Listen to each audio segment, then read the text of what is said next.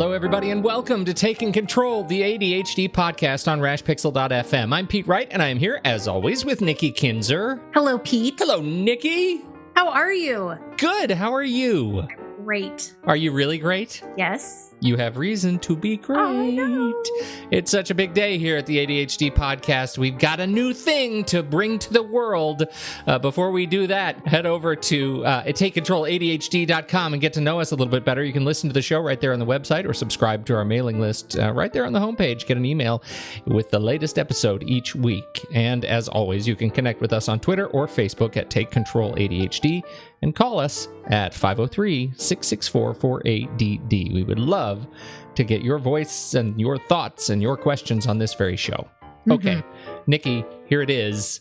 Yeah, would you like to do it, and I'll do a drum roll, or you could do the drum roll? I want you to do it because you're the Casey Kasem out of the two of us. You've got the voice. I'll do my very best. This is it. The newest online course from Take Control ADHD. Finally, at many years in the making, the paper solution. It is finally here. Yay! How do you feel? Yay! And there was much rejoicing. I know. Celebration, and there's balloons and sparkles. There's balloons, that's right. Yes. Right, awesome. Sent with lasers. This is the paper solution. It's been in the works for a number of years. We've been mulling this over. We've been talking about it. You certainly have been working with your clients about paper. Let's start by talking about a little background here. What is a paper program? Paper program. What is a paper problem? How does it start, and how do you know you have one? Oh, that's a great question. A paper problem. PP. The paper problem. Sorry, let's start over. It's a paper planning problem. Do you got a paper planning problem? It's alliterative. You're not going to be able to get that out of your head, people. I'm sorry. But you now wonder if you have a paper planning problem. That's crazy. All right. So how do you, in all seriousness, because this is a very serious matter. It is a serious problem. How do you know you have a paper problem? Well, look around. Do you have paper stacks? Do you have paper piles? Are you frustrated because you can't find what you need when you need it? It is a huge problem for many folks. And I see it with clients all the time. And even when I do webinars on organizing space, this question still comes up. How do I organize my paper? And, you asked, how does the paper problem start? Well, it starts really innocently. It's going to the mailbox and getting your mail and throwing it down on the counter. And then the next day you get your mail and you leave it in the car. And then maybe the next day you get your mail, but you leave it on the table. Right. So here's all this like paper just sort of all around your home and your car and your office.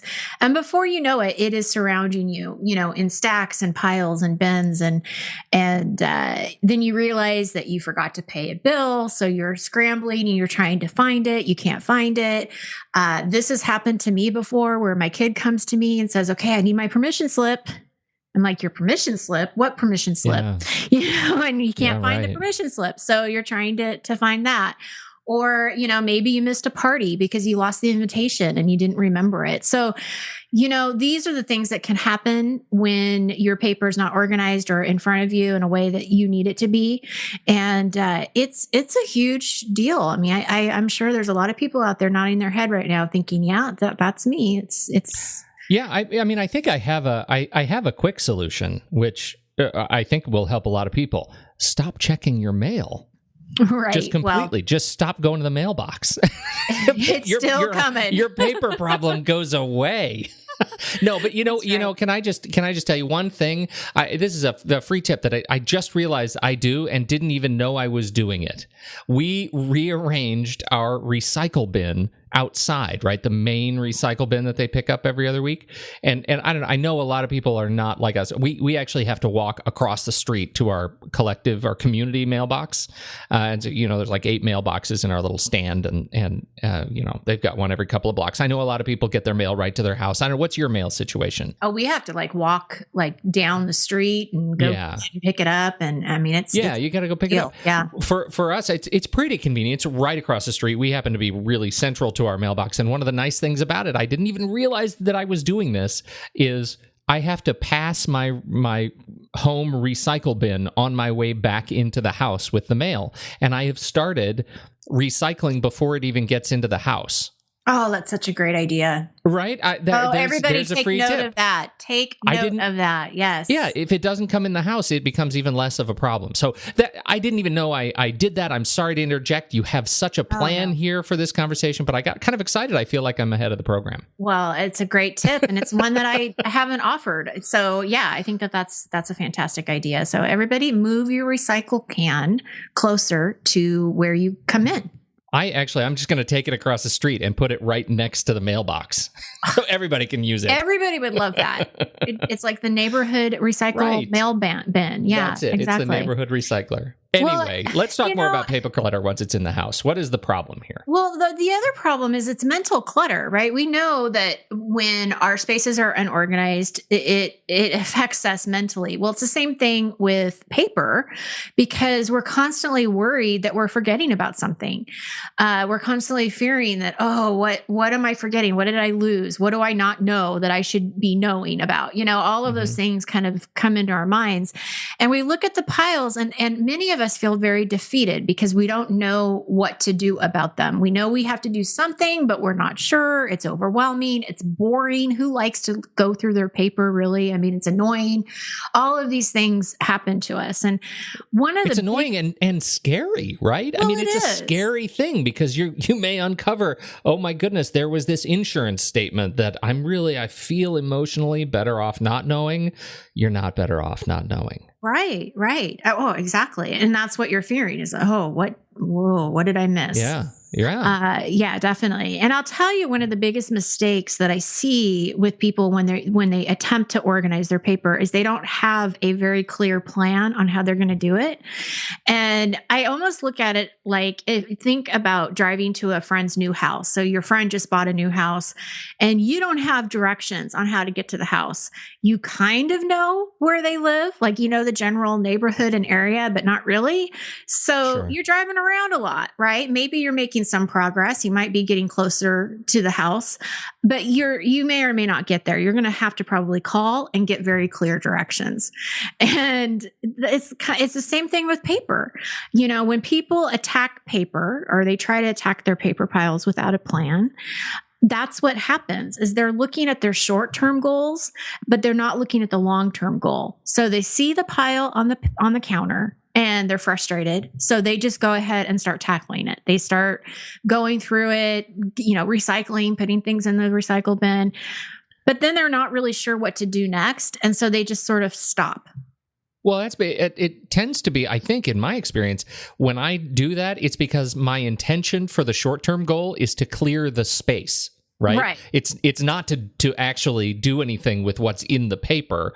I could light it on fire in my fireplace and watch it go away. I mean, I'm as likely to do that as I am to actually process the paper. And I think that's what you're saying here is I'm living without a plan when I do that. Well, right, because what happens is that in a week, the paper is going to come back. It won't be the same paper because you've already recycled it, but it will still be the same mail is going to keep accumulating. Incoming paper is still going to keep coming from your kids and from, church and everywhere else that you get mail. It's all going to still keep coming. So it doesn't take care of the problem. And then, let's say that you still do go ahead and continue to go through more piles, but you still don't really know what to do with it. You still, a lot of people start, but they just don't finish because, where does it go now? They don't know where the final destination is. And when there's no sense of urgency with paper, right? So you've already found what you needed. It gets stacked because you're always sort of thinking, well, I can deal with this later. Yeah, right. Right. That's like those are the terrible words that you don't want to say. It's dangerous because, waiting until later, it later just doesn't come. And then the paper just keeps coming and accumulating and all that. Those are those projects where you say, yeah, I really got to get to that. Right. How many times have you said that? Oh, I know. I really got to get to that. I'm looking at a pile of paper right now as we speak. And I'm thinking, I really have to get to that. So I'm going to use the advice that I'm talking about today and get this done this weekend. But that's what I want to talk about. Yeah. That's what I want to talk about is when you do have a plan, then you have clear steps to follow. You know where to begin and you know what your end result looks like. So perfect examples I do. I have a pile of paper that is all of my kids' work, like schoolwork stuff that I need to go through. So I know my short-term goal is to sort and purge it. The long-term is going to figure out where I need to put it, right? So that I need to figure out where its landing spot's going to be. Sure. But in order to make these kinds of things happen, you have to make it a priority project, which means that if I really want to take care of it this weekend, I can't fool myself into thinking I'm going to take care of that plus 10 other projects in my home at the same time. You only have so many hours. I only have so many hours. And I really should only focus on this one thing for this weekend. So I'm making it a priority and I'm being very intentional about my time because time is a limited resource. None of us have a lot of extra time to just work on paper. Right? This is not something that we said no one ever. Yeah. Gosh, I have so much extra time for my paper projects. Sort my paper. Yeah. I mean, it's not going to happen. We have to make it intentional.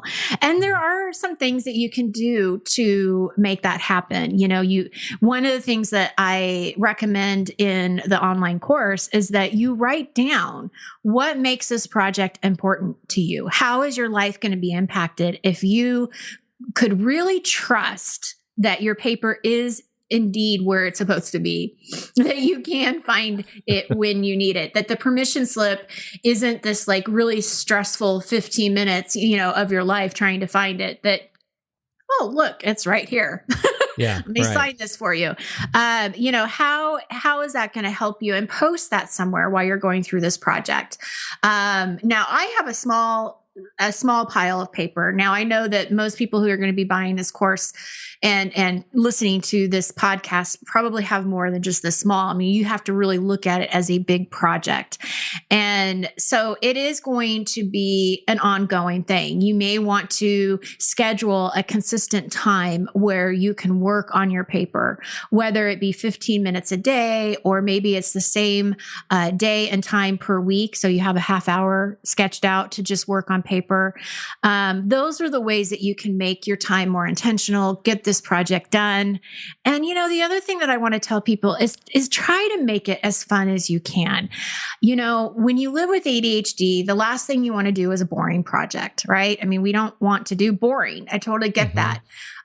So try to make it more exciting. And one of the best ways to do that is to attach it to something that you enjoy doing. So if you're listening to our podcast right now and you enjoy our podcast, I highly encourage you that the next show that you listen to, you sort your paper. There you go.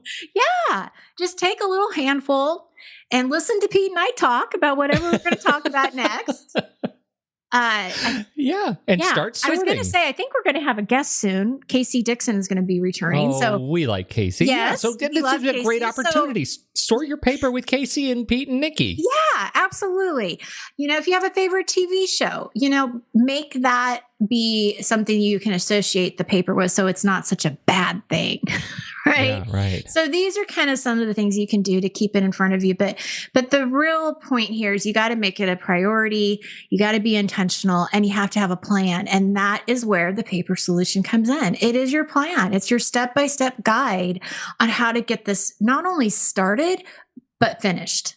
Yeah, I mean, you brought up a couple of leading questions, I think, in your description of how you how you approach the plan and how you gate your time. In fact, right, you're putting it on the calendar that says this is what you're going to do in that period. But that doesn't get to what you actually do with the paper, and that's what the paper solution actually helps you solve. It gives you the next part of that equation. How do you move through the finding the courage to start and actually figure out how to process, how to sort, how to purge, and how to live in a new way. Absolutely. Where you're not in fear of your paper.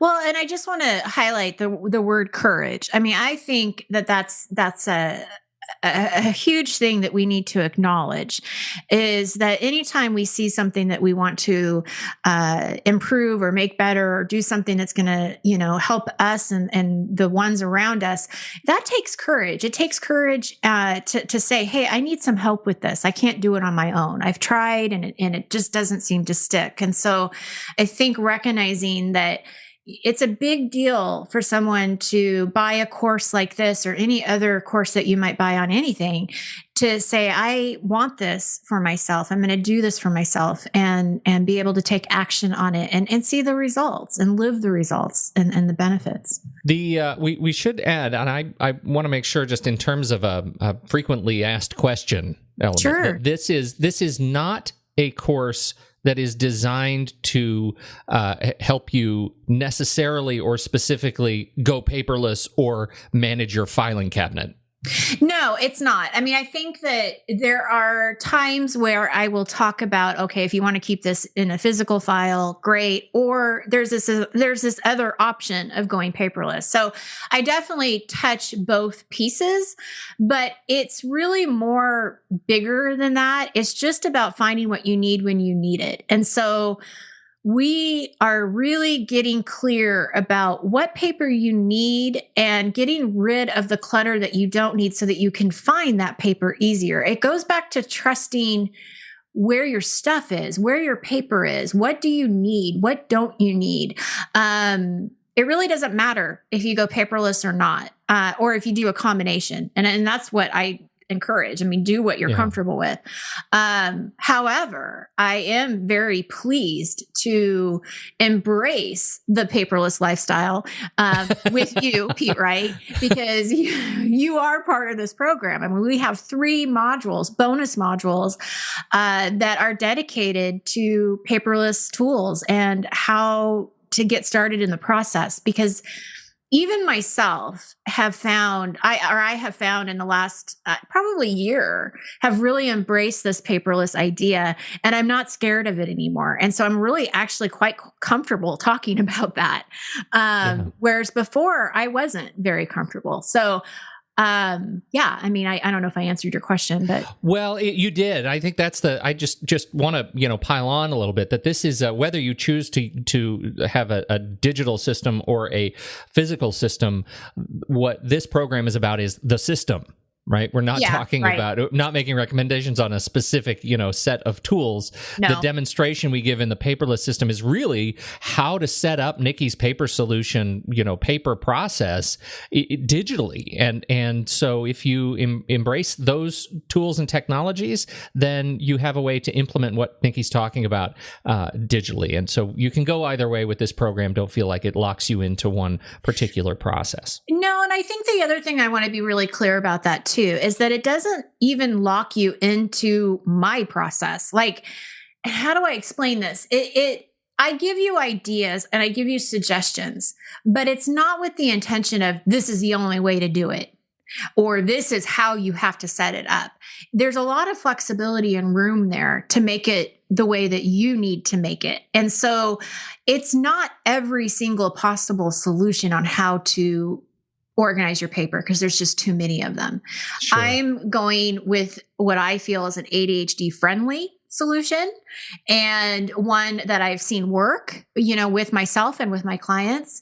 And the nice thing too is that you've got these discussion boards, right, at the end of each lesson. So if you have questions, or if you aren't really sure, gosh, I don't know how this fits in with my paper or with my lifestyle, you can ask. So this isn't just something that you purchase and then you have and you can't get support. You can get support. So that's what I really love about it too, is that, we can still figure it out for you. Mm-hmm. And other people can share their ideas as well. So a lot of flexibility built in there. A lot of flexibility, a neat community. So I'm thrilled for you, Nikki. I know you've been thinking about this for a long time, and it is great to be able to pull back the curtain and get it out there in the world. I'm thrilled. I'm really excited to be offering this to folks, and I can't wait to hear some of the feedback of people that go through it. And I think it's great. I'm just very pleased and happy to be able to do this for people. Head over to Take Control ADHD, click on courses. It'll jump you right over to the online programs. You can take a look at it and see if you think it'll work for you. We think it probably will. So we encourage you to do that and learn more about it. Thank you so much, Nikki, for your time and attention, and everybody who is downloading and listening to this show. We sure appreciate you. On behalf of Nikki Kinzer, I'm Pete Wright, and we'll catch you next time right here on Taking Control, the ADHD podcast.